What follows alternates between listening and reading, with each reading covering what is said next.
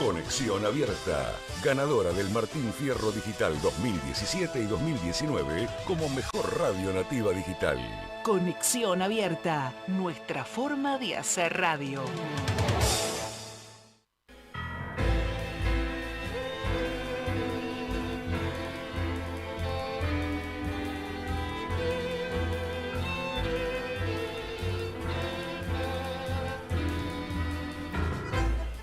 Aquí comienza A Vos Te Cuento Buenos Aires, en la magia de andar por tus calles, con tu gente, compartiendo notas, entrevistas, música y cuentos, con la conducción de Roque Vega. Aquí estoy, siguiendo las huellas de aquellos que se fueron. Estoy caminando por la senda que dejaron aquellos que se fueron. Sigo el rastro de sus pistas. Aquellos que se fueron me hablan desde lejos. Ellos desde el infinito me han hablado. Las huellas de aquellos que se fueron están aquí. Y así comenzamos el programa de este sábado de A Vos Te Cuento Buenos Aires con un invitado muy especial, como siempre Tere Mármol en el control técnico y el gran compañero de ruta, porque ya puedo decir eso, son años, con Andrés Bestarmayo, un gran maestro. Porque según lo que me han contado, después en un momento voy a hablar, porque me han contado que era bastante bravo. Pero eso vamos a dejarlo, mirá cómo se ríe, porque sabe de que es verdad que me contaron que eras bravo. Y hoy sí, vamos a comenzar de esta forma. De esta forma lo menos solemne y lo más profundo que se pueda. Sin solemnidad, pero con mucha profundidad. Porque esto que voy a leer comienza así.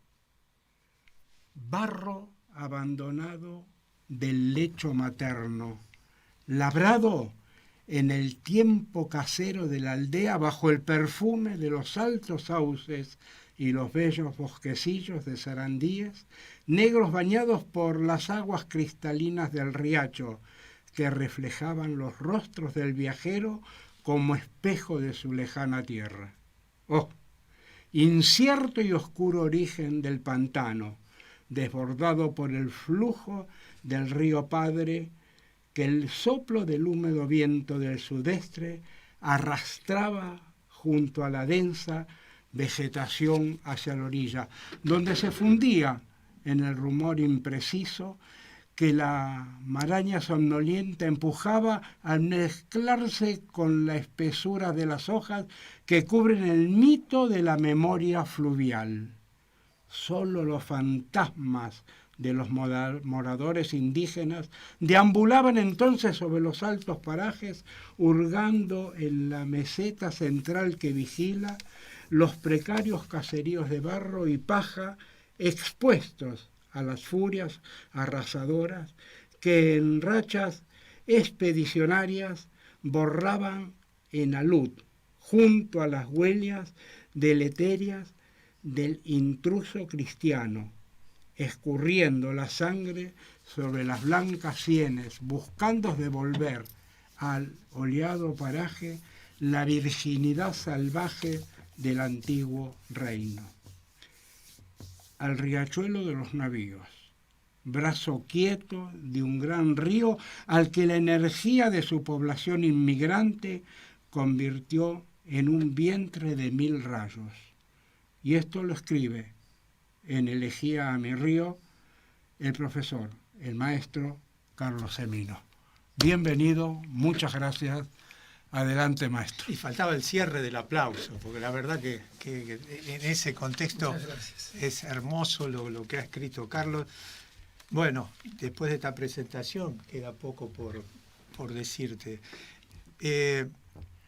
Yo creo que estamos adelante no solamente de un poeta, de un escritor, de un historiador, porque vamos a hablar de la historia de Supago, que también describe ese sentimiento en esa elegía, y la relación de Carlos Semino con la Boca, o la Boca con Carlos, porque es muy difícil es una simbiosis. Hacer una diferenciación entre el hombre y su pago, el hombre y su lugar. Ese puerto tan bello que ha rescatado a tantos inmigrantes, y específicamente el trabajo de Carlos Semino fue recuperar la obra de grandes artistas, de extraordinarios artistas que hoy estamos viendo que se mantienen en ese clima, de ese espíritu que él narra permanentemente. Ha escrito libros sobre la historia de la escuela de la Boca.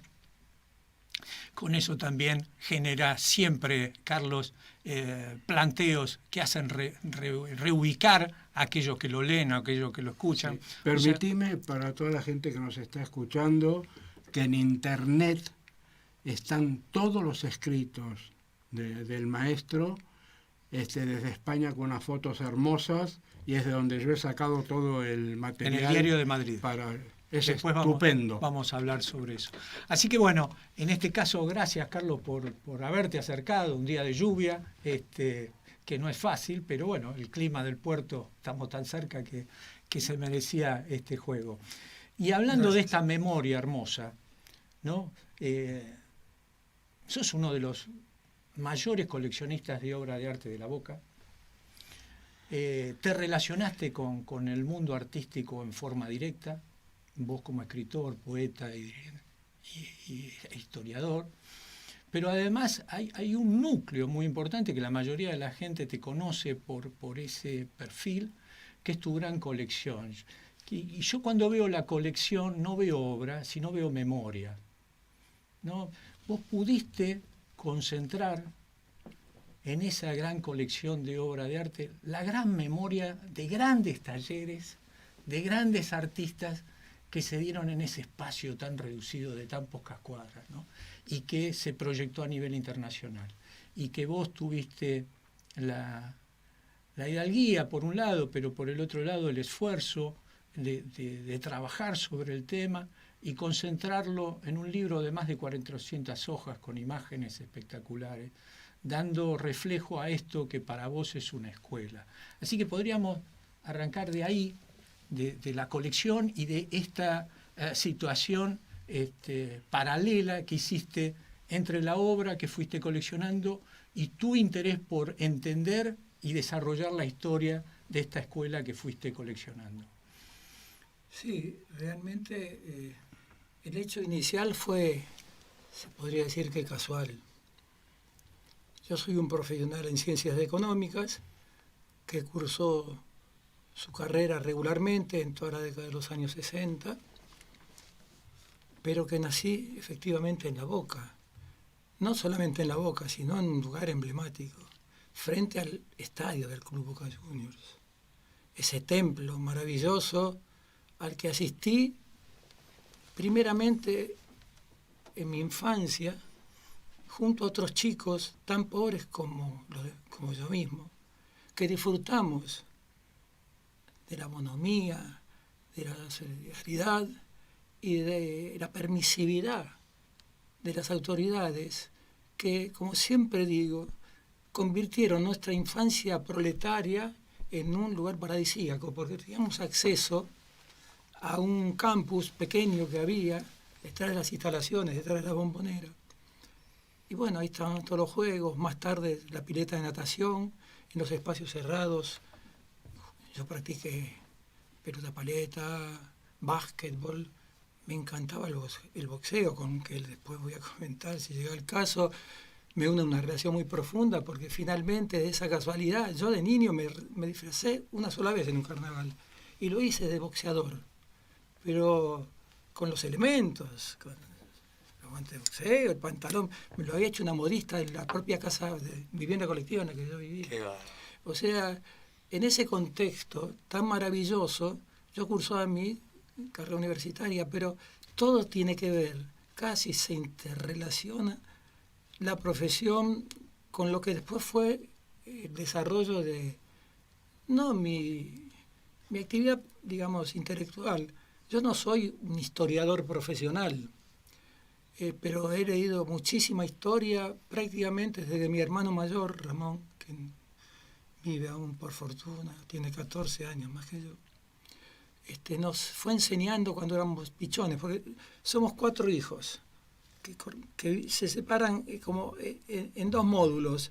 Mi hermano Ramón y mi hermana Susana tienen 14 años más que yo, Ramón, 12, Susana, que por fortuna también vive, y después 12 años más tarde nazco yo, y detrás de mi nacimiento nace mi hermano Norberto, que también, siguiendo la suerte de los 3 varones, es procedencia y sede económica, pero además por esa locura, así como yo me acerqué al arte y a la poesía, mi hermano Ramón no salió del closet. Pero nosotros, mi hermano el menor es doctor en filosofía y yo me dediqué al estudio de la poesía primero y después, por razones que, si es el caso, les puedo comentar, al cultivo del estudio de la historia argentina, porque para entender la historia de la Boca hay que conocer a fondo la historia argentina y particularmente el papel que cumplió la oligarquía en generar un desarrollo y un sentido de ese lugar maravilloso, de ese país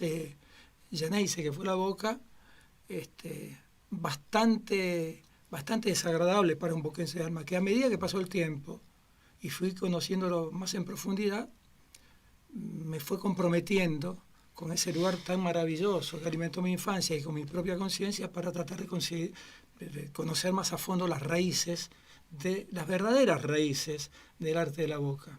Como decía al comienzo, yo llegué curiosamente de forma casual al arte porque muy tempranamente sentía, además de la profesión, la pasión por la poesía. Pero cuando conocí a quien fuera mi mujer, allá por el año 63, curiosamente, en una fiesta ocasional de fin de año en una cantina boquense que se llamaba Caminito y que había sido el lugar en que habían sido Filiberto en la calle Bransen y Necochea. Claro. Y como a ella sí le interesaba el arte, de casualidad asistí a una exposición que se había presentado en una galería en Avellaneda y que la dirigía un muchacho que había nacido en Sunchales, en Santa Fe, Héctor Berra, que después sé que tuvo una carrera destacada como fotógrafo, como orientador cultural, pero que yo lo perdí de vista en ese momento. Y bueno, y descubrí el arte a través de una exposición que se llamaba 5 pintores de Mar del Plata, de los cuales, en el caso de una pintora, más que pintora dibujante, Aurora Simonazzi, e Italo Grassi, que era pintor, pero más que pintor era muralista, el arte. Y en esa dirección fui avanzando, sucedieron cosas, y cuando llegué a mis 30 años, me empecé a sentir incómodo con lo que se decía desde lo que llamo la metrópoli. Más tarde yo dividí el mundo de la plástica y sobre todo de la crítica plástica entre el mundo metropolitano y el mundo del margen. Claro. Y empecé a descubrir esas solapadas descalificaciones que la Boca... hablaban del pintoresquismo, pero no en el sentido histórico, no del que arranca en el siglo XVI con los primeros historiadores de arte, sino en el sentido de chabacano, sí, de vulgar, de redundante. Y bueno, para el centro, para la metrópolis, el arte de la Boca era una especie de arte dominguero, un arte de tono menor, y a partir de esa especie de desajuste, esa especie de incomodidad que sentía, empecé a estudiar más a fondo la historia argentina y empecé a descubrir el arte de la Boca. Me acerqué primero en el año 63, a través de un señor que trabajaba, se llamaba Luis Cartassini. Él sí era un pintor dominguero, trabajaba como dependiente en una casa, un almacén naval que pertenecía a la familia Parodi, una de las ramas de los Parodi, en cuya sede hoy funciona Proa. Claro. ¿Ahí trabajó usted o no? Como contador. Como contador. Mi hermano, porque todo lo que, desde Parodi hasta el Luna Park, sí, en ambos casos, digamos que el avance en descubierta lo hizo siempre Ramón, mi hermano mayor. Y luego yo me sumé, y en el caso de Ernestina, La doña Luna Parra tuvo una relación muy fuerte, inclusive cuando falleció le solicité, y lo cumplió, donar la colección que yo le había formado de cuadros al Museo de la Boca, que permanece ahí secretamente guardada en los depósitos, y a pesar de mis esfuerzos no conseguí que se convirtiera en una exposición homenaje a la mencionada. En cuanto al... Pero ahí en la Ferretería Naval, frente justo a la Vuelta de Rocha, donde está Proa hoy, usted tenía relación con toda la gente y con el medio. O sea, ahí vivió bien lo que era esa vida marítima, portuaria.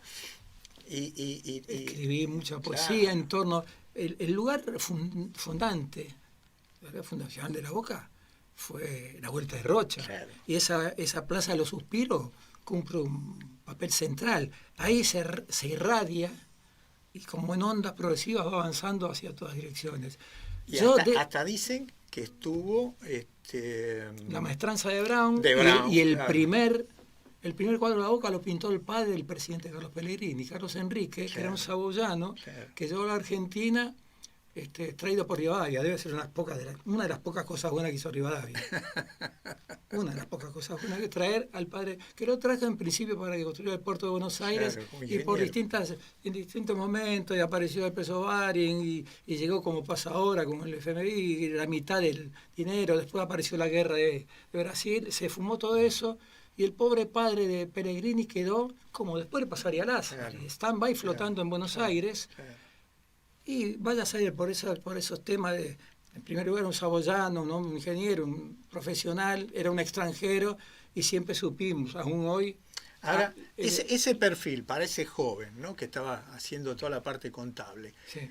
la mayoría de la gente ni vivió, ni se la puede imaginar esa Boca.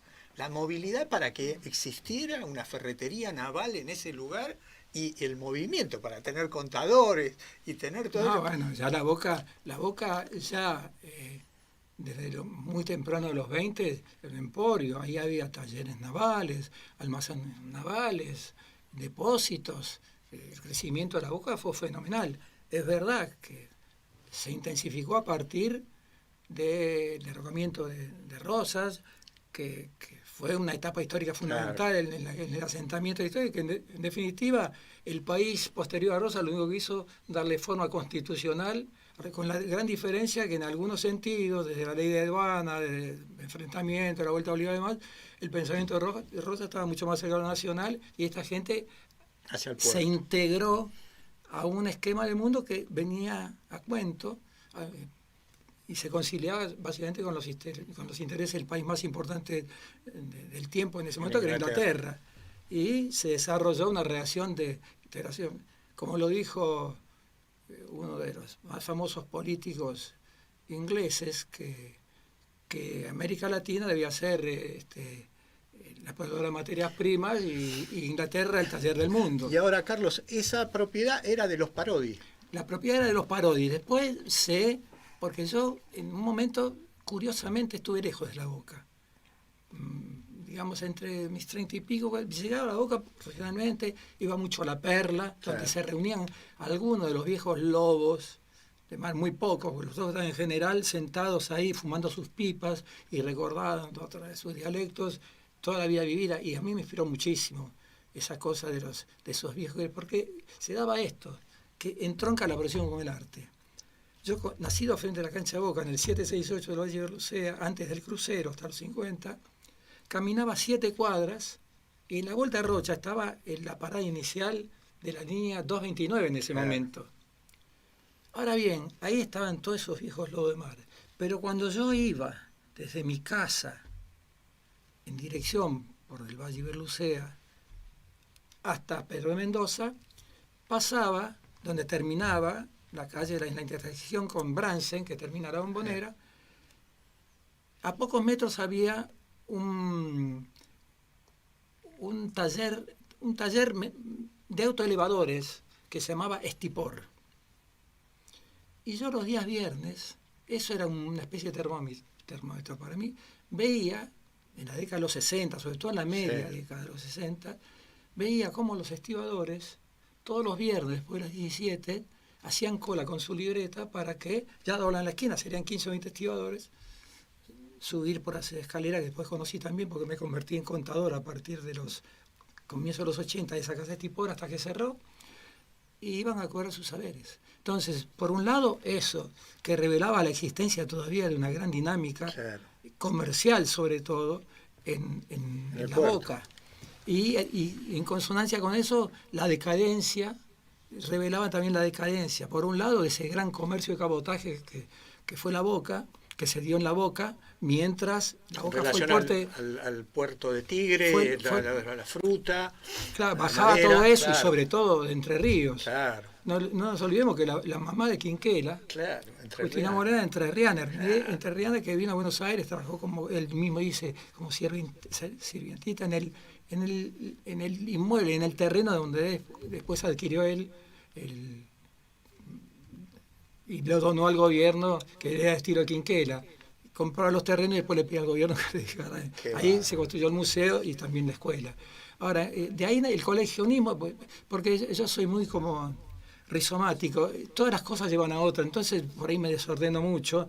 Para volver al comienzo del coleccionismo, francamente empezó en esa colección de pintores de Mar del Plata. No te haga problema, esto es historia. Por lo tanto, vos sos ya parte de esa historia y estás narrando cosas que nosotros, en su mayoría, no vivimos. Sí, ni podrían conocer si no fuera por verlo, porque la viví y la experimenté.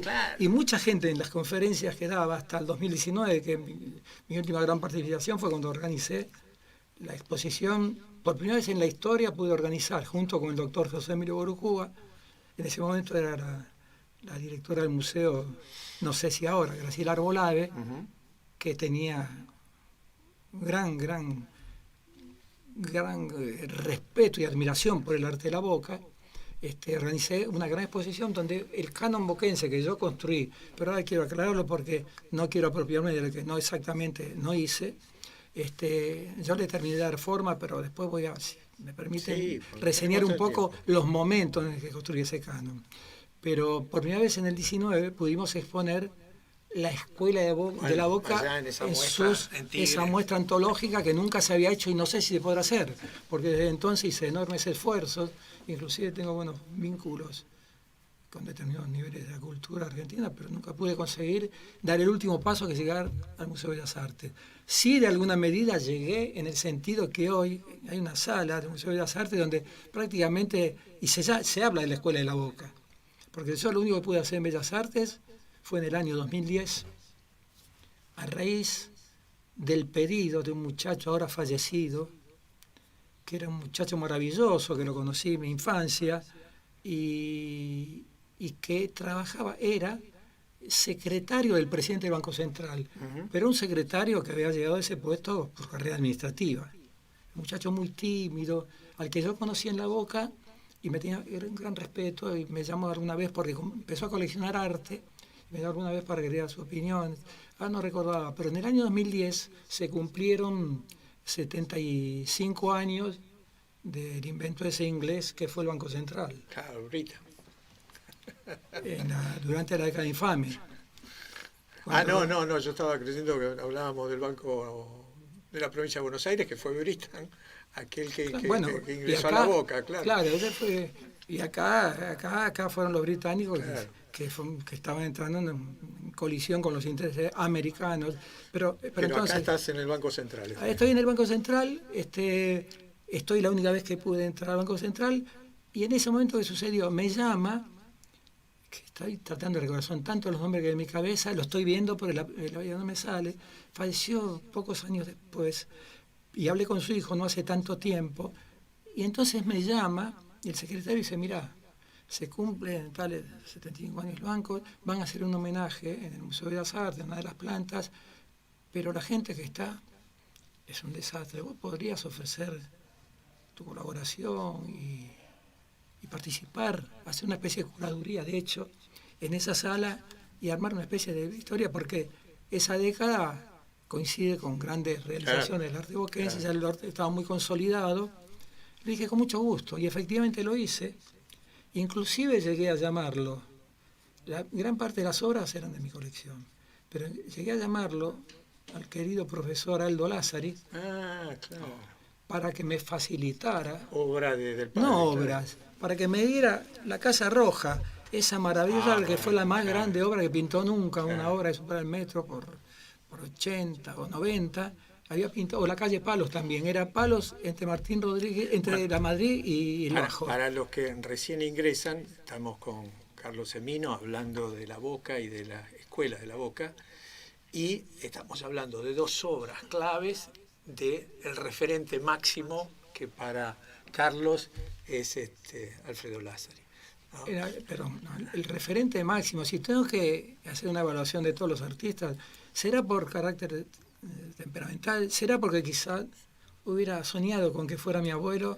Mi pasión mayor es por Fortunato La Cámara. La Cámara es el maestro al que yo veo cuando camino por la Boca siempre.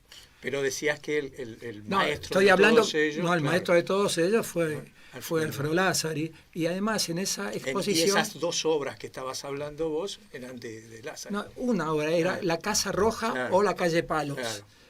Me la facilitó con mucho gusto. Bueno, fue una cosa como epopéica. Lo que sí recuerdo, que era el Banco Central, pero lo voy a decir porque total, Sí. mi lengua no tiene límites. Y el que dice la verdad, bienvenido sea. Recuerdo que apareció por ahí Redrado, que en ese entonces era el presidente, que después Claro, Chuck Kirchner, claro. presidente del Banco Central. Y este amigo mío me había pedido que hiciera unos envíos. Bueno, yo envié fletes, pagué fletes de mi bolsillo, y luego me tuvo que dar la triste novedad que lamentablemente no los iban a reintegrar.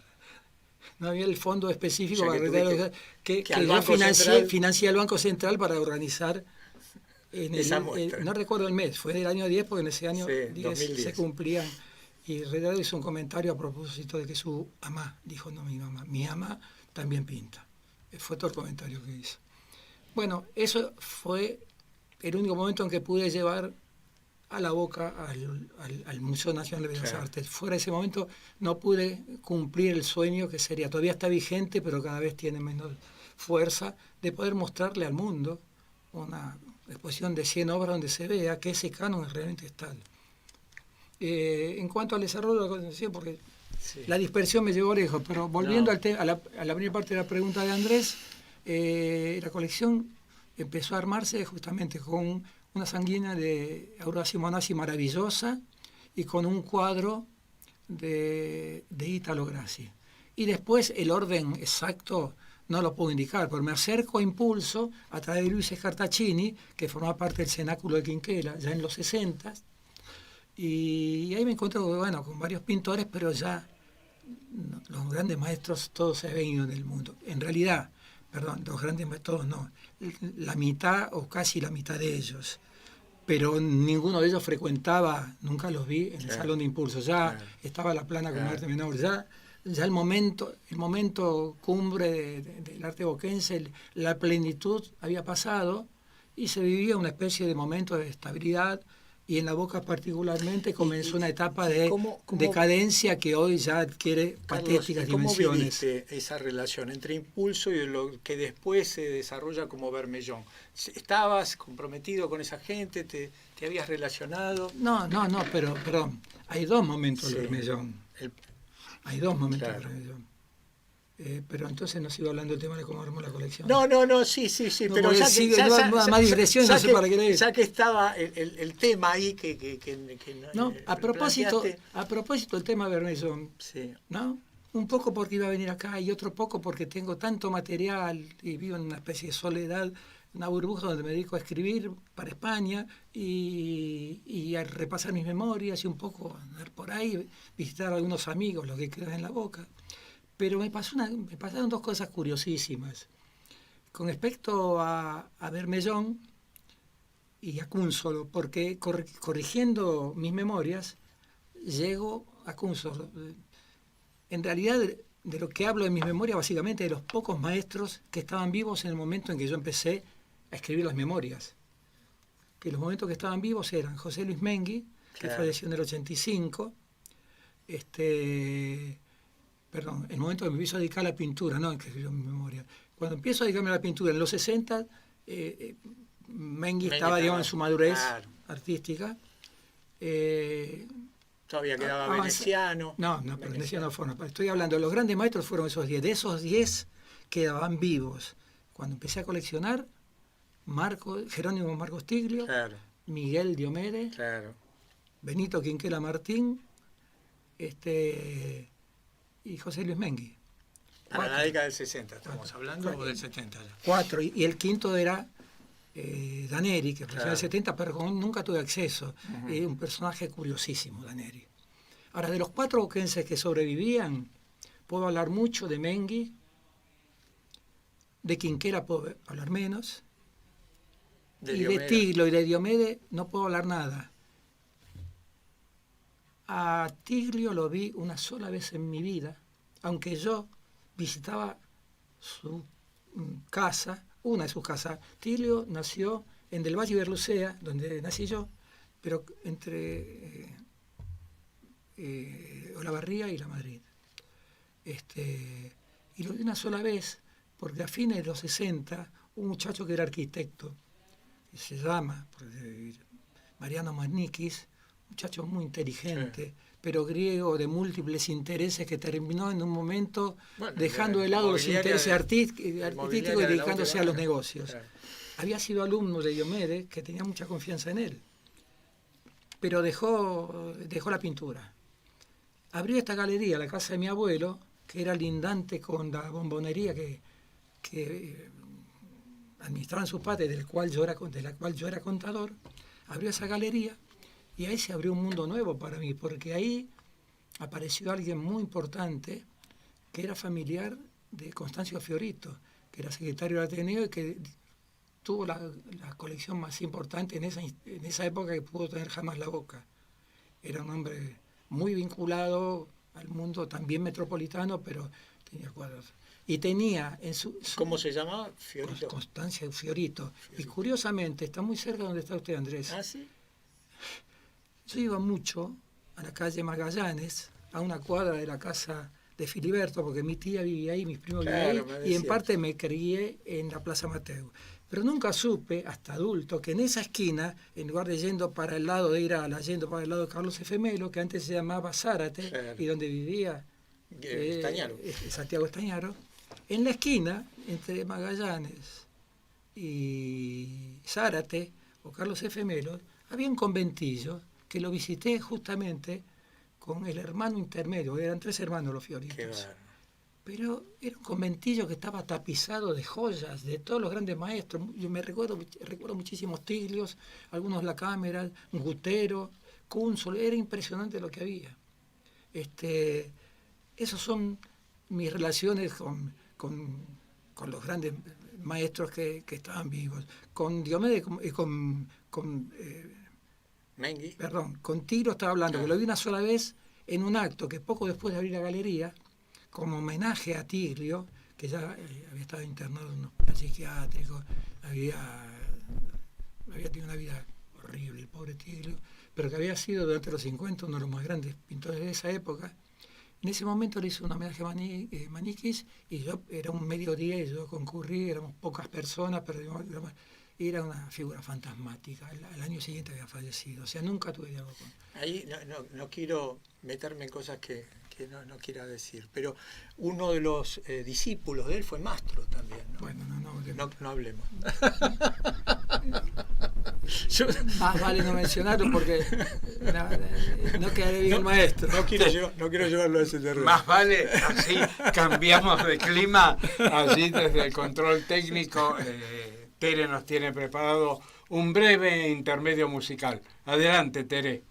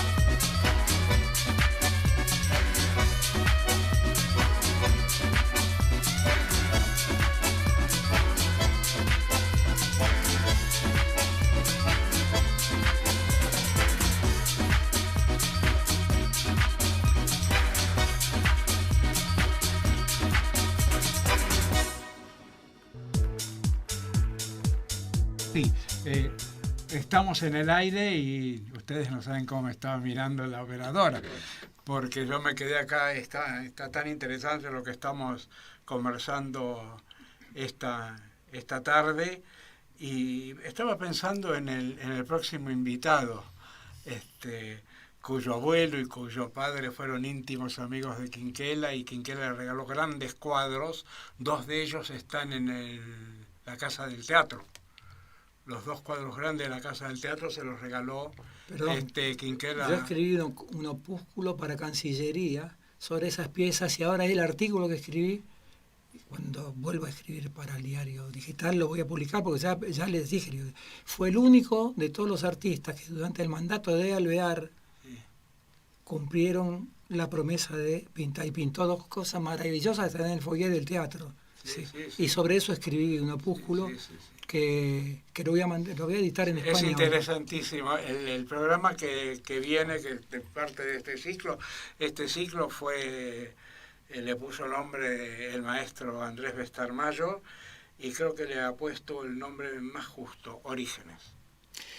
Bueno, en esto que Carlos me dice, bueno, pero me estoy yendo para determinadas ramas y la gente no entiende. Lo que es importante en este tipo de charlas, y lo hermoso de poder tener la vivencia de Carlos, que ha estado con tanta gente, ha armado una colección extraordinaria, y eso lo llevó a tener más contacto con otros artistas. Para mí es el clima, la relación de esas atmósferas que vas generando en tu narración.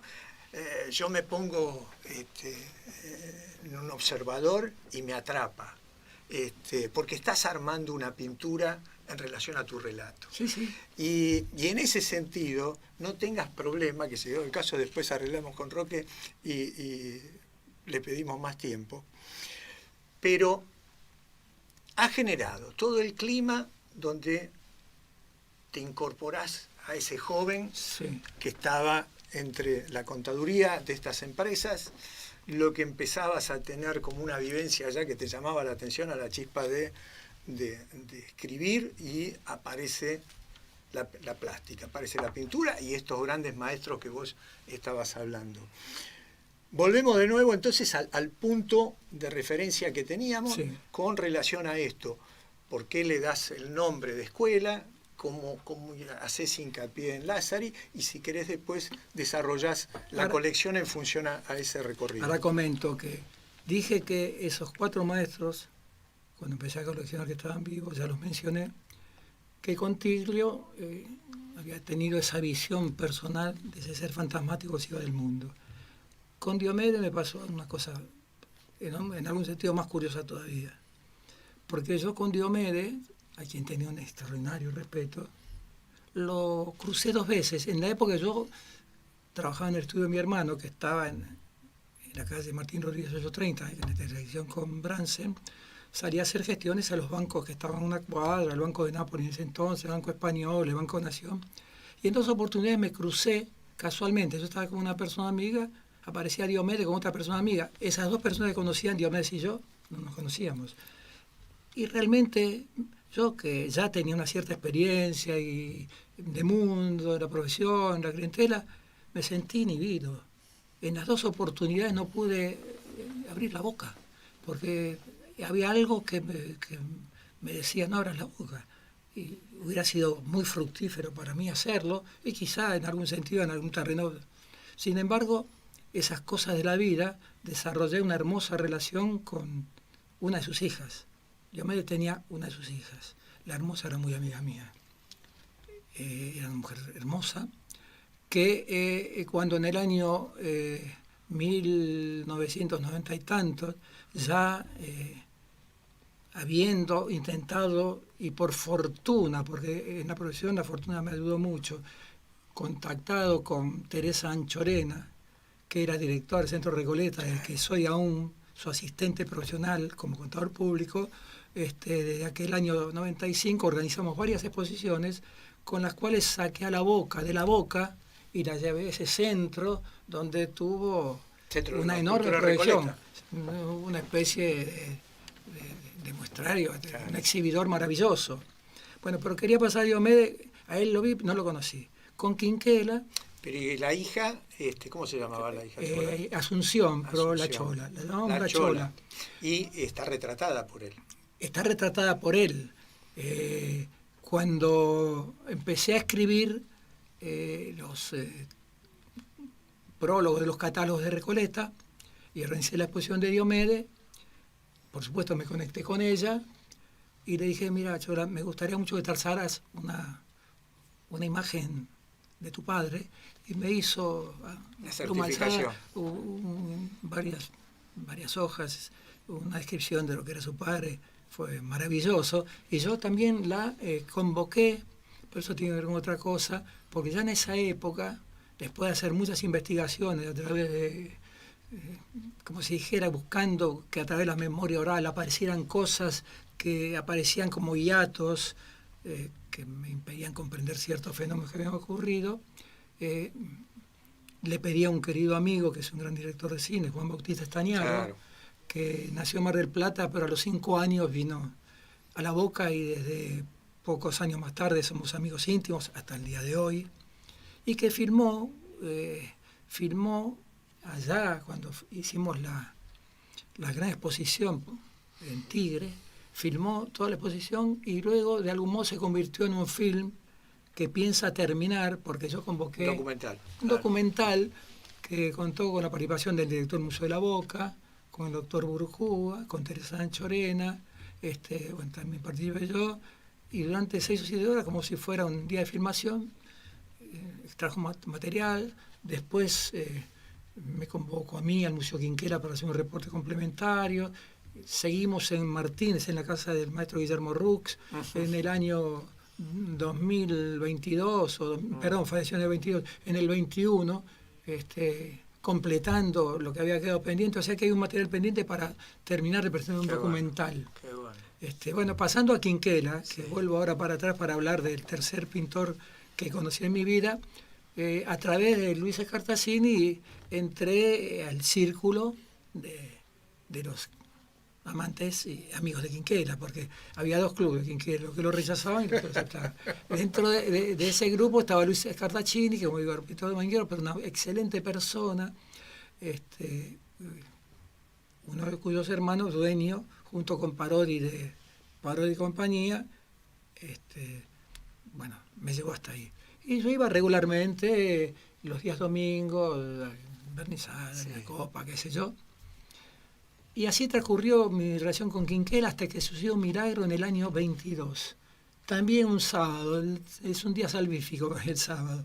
Ese sábado, el 22 de enero del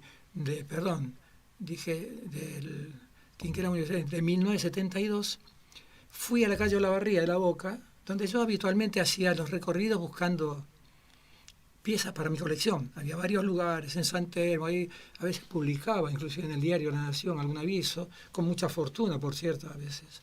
Y hacía esa enorme pinacoteca que hoy está ahí, que no sé qué se hará con ella, pero sucedía eso. Ese día voy a la calle Olavarría a visitar a un muchacho que era del barrio, Tomás Raño, que se había ido de la célebre casa Cerrotti, Claro. que estaba a una cuadra hacia Brown, de la vereda de enfrente, que es central, y lo recuerdo ahora porque estoy en la memoria, era la memoria del lugar. Claro. Porque su padre primero Marquero. y luego él y su hermano, marqueros y vidrieros, Claro. que por ahí pasó junto con la mansión de los Hicheros de Pedro Mendoza 2087, todo el mundo del arte hasta que apareció en 40 Impulsos, y aún luego después fueron, porque el Ateneo cumplía otro papel en La Boca, Claro. ahí iba otro tipo de gente, por otros motivos. Y bueno, así que me voy ese día sábado, y con él tampoco nos tuteamos, como con Andrés. Él es joven, pero no esas cosas que se dan, porque yo con vos ya me digo, esas cosas se dan, y resulta que le digo, bueno, vengo porque a ver si apareció algo, digo, porque este muchacho, un día a mí me hizo comprar a una cuadra de ese lugar una de las obras de Víctor Kunzo, los más importantes que pintó Qué nunca. bueno. Estación de Chilecito, una fantástica. ¿Y qué estaba Entonces, en la marquería? no, había un familiar de Leonardo Chiapetti, porque a una cuadra del negocio de Tomasito, Sí. de la Barría, había una zapatería famosa, de Leonardo Chiapetti. En esa zapatería exponía sus cuadros Víctor Cúnsolo, porque este hombre, que era un hombre muy creativo y un excelente diseñador de zapatos, no sé si solo de mujer, pero en ese caso hubo una gran excepción, y después comento por qué. Pero lo cierto es que, bueno, esto es otra vez el rizoma. Estaba hablando de Tomasito, estamos en víspera, ese día 22 de enero del 72, De de comprar la llegar al grabadora. estudio, de comprar la que me dijo no tenía, pero me dijo que se tenía que ir, porque lo había llamado el maestro y tenía que ir al museo. Y de pronto me dice, quiere venir, quiere acompañarme. Y cómo no voy a querer, y fui. Que fue la única oportunidad que estuve hablando una hora con Quinquela, después que voy a narrar. Pero para esta digresión digo que en esa otra cuadra estaba la zapatería, que era como una especie de herradura. Yo no sé si él había hecho con toda conciencia. Tenía una especie de vidriera que no era móvil, sino que entraba y se salía. Se entraba y se tenía un recorrido. Y en las paredes tenía cuadros de Cúnsolo. Este hombre era tan amigo de Cúnsolo, y Cúnsolo no era un cajetilla, pero vestía como un cajetilla, porque me acuerdo que el único comentario de Enrique Cerrotti, que lo había visto una sola vez en su vida, porque yo le pregunté sobre todos los maestros que él conocía, que los relacionaba con los cuadros que tenía colgados. Hay una historia que después, si tengo tiempo, la contaré, de Cerrotti y el Museo del Tigre. Pero, bueno, entre todo eso, ¿qué pasaba? Que Leonardo Chiapetti le hacía los calzados. Había dicho, en la oportunidad que hablé sobre los maestros, y digo, ¿y sobre Cúnsolo? Dice, no, dice, Cúnsolo no lo consigue. Lo que sí que vino un día, dice, ¿cómo vestía? Tenía una elegancia, me dijo Cerrotti, lo único que me dijo de Cúnsolo. Y yo lo asocié cuando su padre era el diseñador de calzado, que además no lo hacía en la Argentina. Hacía el diseño y el excelente cuero argentino lo enviaba a Inglaterra, y los zapatos de Cúnsolo se hacían en Inglaterra. Gran amor el dueño y promotor suyo por el artista. Perdón, Bueno. maestros, el tiempo se está yendo, nos quedan 6 minutos y hago una invitación oficial para continuar. No puede ser el sábado que viene, pues tenemos ya comprometido a Antonio Bacareza, que va a hablar mucho de lo que estás hablando vos, porque fue amigo personal de Quinquela, y tiene anécdotas con Quinquela que podés estar horas charlando, y de aquella famosa lugarcito allá en el Tortón, y bueno, tienen En la Peña. 10.000 cosas. Además, el abuelo de él era muy amigo de Alvear, y después fue muy amigo de Perón. Te estoy escuchando y lo estoy escuchando a él, así que... Perdón, querría cerrar solamente con lo Sí. que falta aquí en Quinquela y algún comentario sobre... Estos 6 minutos ya está, para eso, cerrar. a eso, bien. Vamos a lo de Quinquela.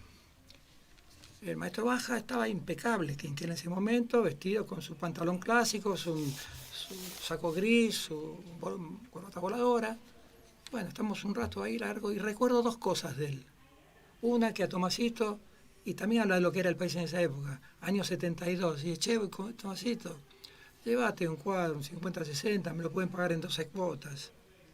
Le dijo, no, maestro, está todo difícil, yo no me animo. Bueno, y lo otro que me pasó... que fue, Eso, hijo del marquero. ¿Cómo? Tomasito No. Tomasito era... No, era un empleado, que Un al fin empleado. inclusive le hizo un juicio y se instaló a la otra cuadra. Así que un antónimo de eso. Era Pero un bueno, empleado, pero sí, sí. de la marquería. de la marquería, Claro. pero esto aconteció cuando él se había independizado, después de la crisis que tuvo. Y cuando- le cedía una obra para que la pusiera Pero quiero en terminar venta. con esto de Eso Quinquela. es interesante. Quinquela me lleva, pero esto es interesante, me lleva hasta el gran mirador que tenía Sí. frente al río, ¿no?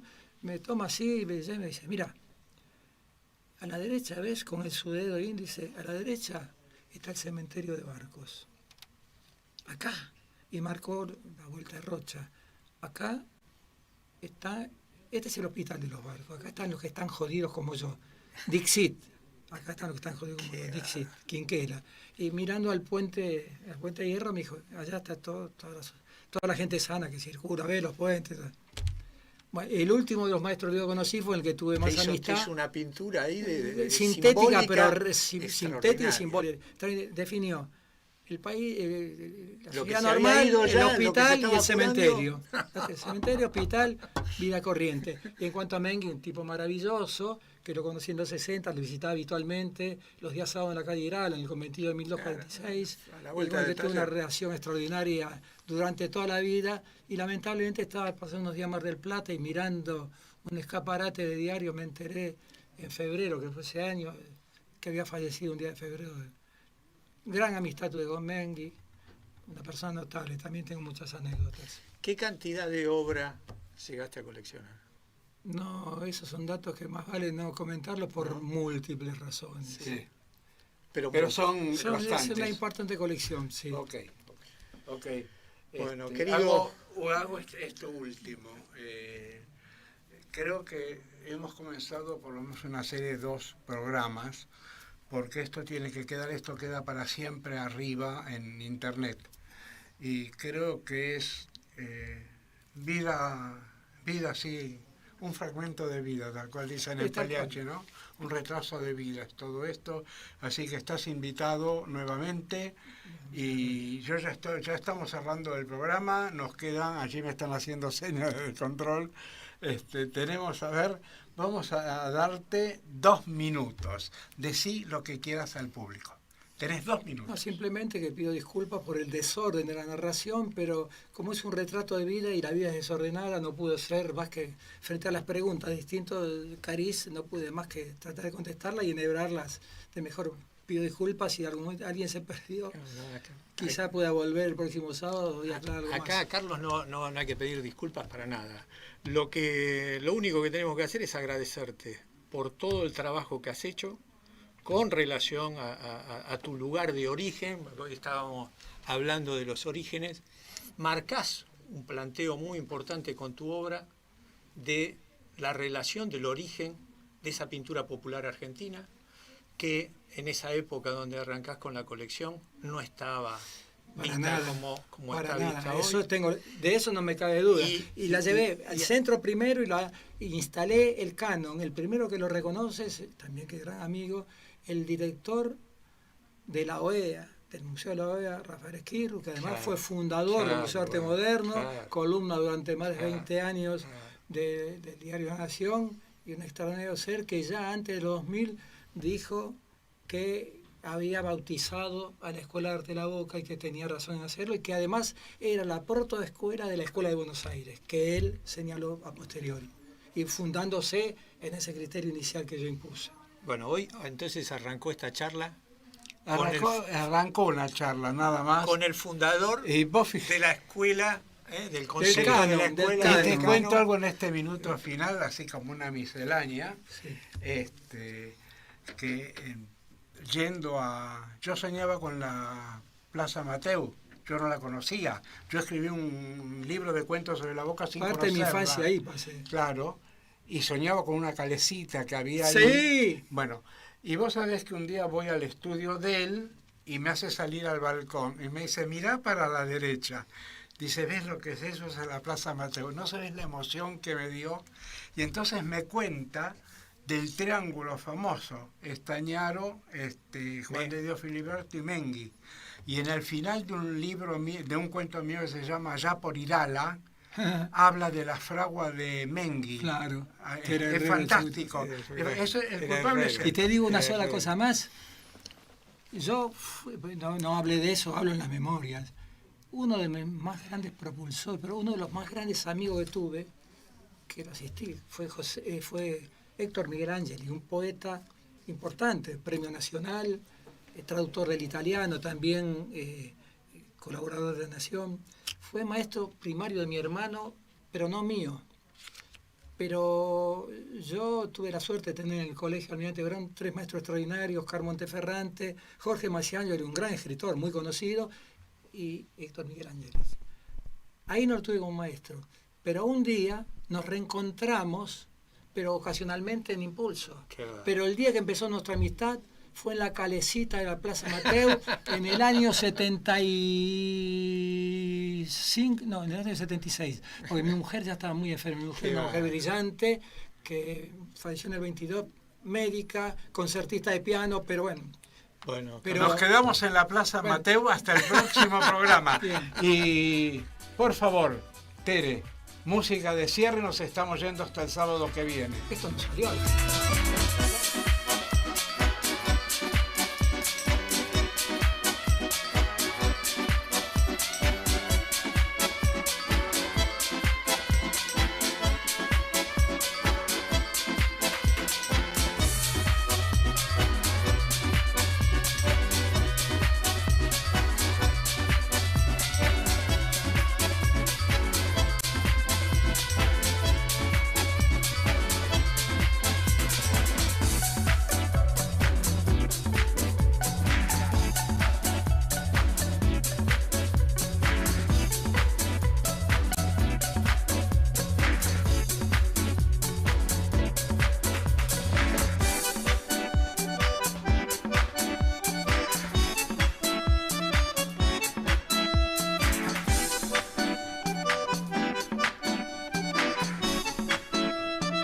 Comienzo de espacio publicitario en Conexión Abierta. Este medio está